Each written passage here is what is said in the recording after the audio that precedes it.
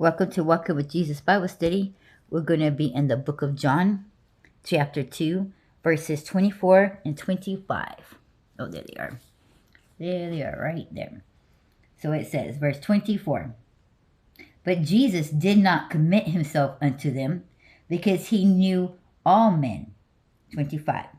And needed not that any should testify of man, for he knew what was in man. And I'm going to repeat those. But Jesus did not commit himself unto them, because he knew all men. 25.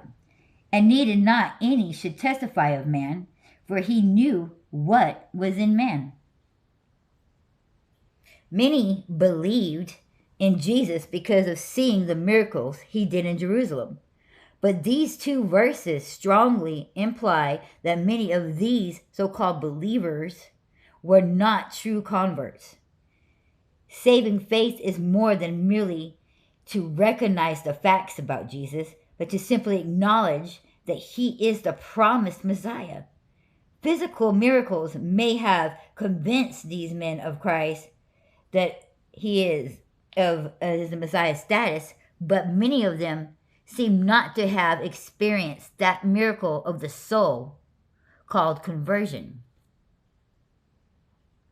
And as we all know, that when we read on in the scriptures, that many kept on saying, even the Pharisees, well, show us some more miracles, show us this and show us that. Well, he was showing miracles.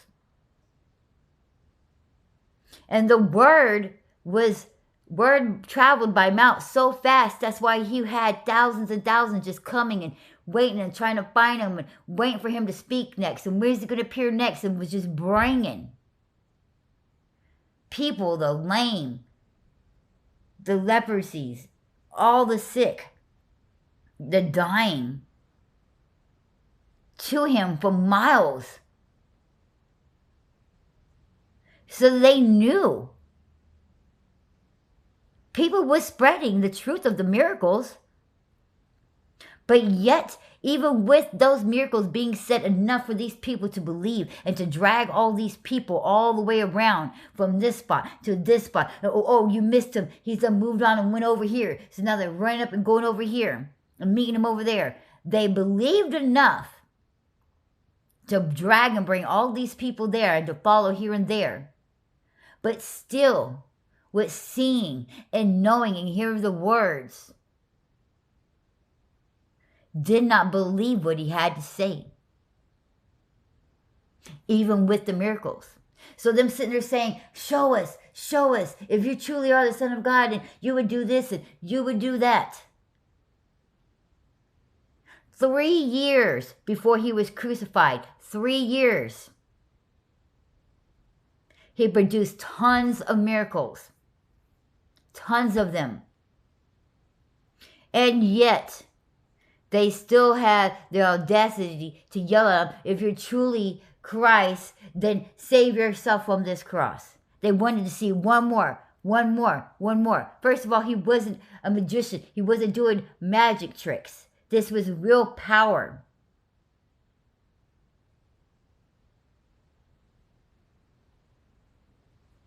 He wasn't doing a two-man show, sleight of the hand. He was literally saving lives, creating new lives, bringing back to lives, taking away healing, sicknesses. And yet some of the very ones that he even healed turned against him. Now, how many of you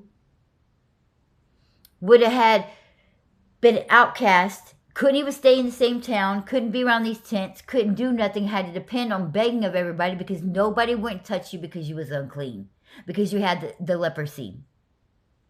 You had to wear the same clothes. The clothes were just covered in holes, and nobody wouldn't give them new clothes. Some of them the clothes was so old and raggedy and full of holes and corrupt, they was pretty much almost naked that you had no choice but to see.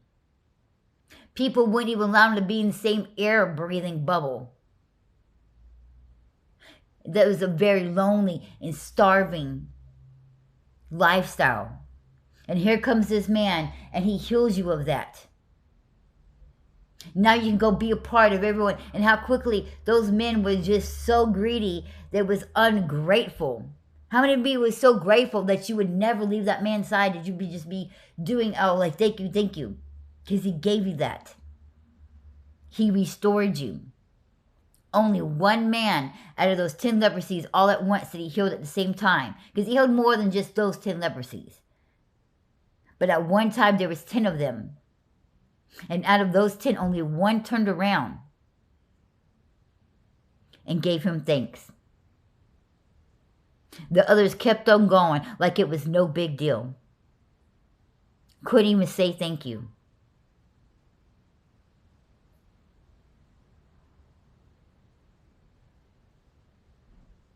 And a lot of people act like that without even having anything to do with Jesus. Just your personalities and the way things are done.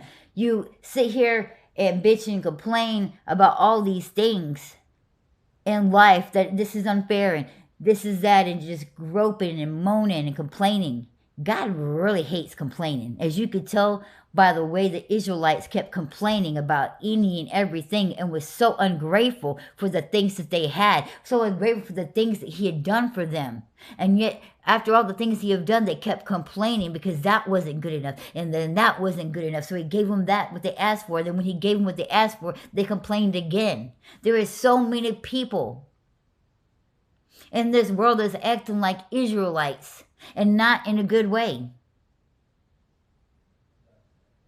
In actuality, most of the Israelites wasn't very nice acting people, as we can firmly tell. Apparently, because they didn't listen.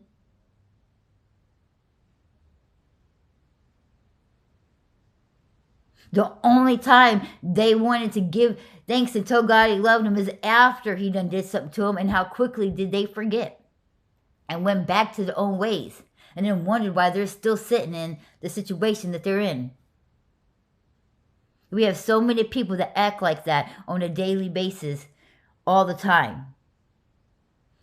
We should watch out for those people, but also be like God. Because time and time and time again, he forgives them and he loves them. Hoping that one day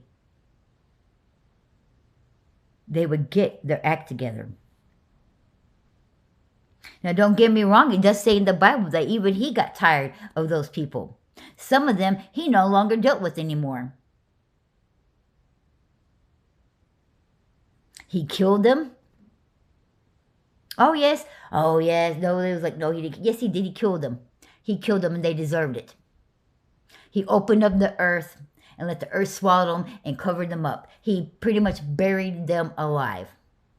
Oh, you want to keep complaining? Okay. Well, then here's some snakes. And then they started crying. He goes, well, okay, you know what? Here, Moses make a staff with a snake on it. And those who get bitten, if there was to look or hold that staff with the golden snake, then they will be healed. God don't play. He may turn the other cheek. He may be forgiven, but there's only so much that he is going to take. He does say no.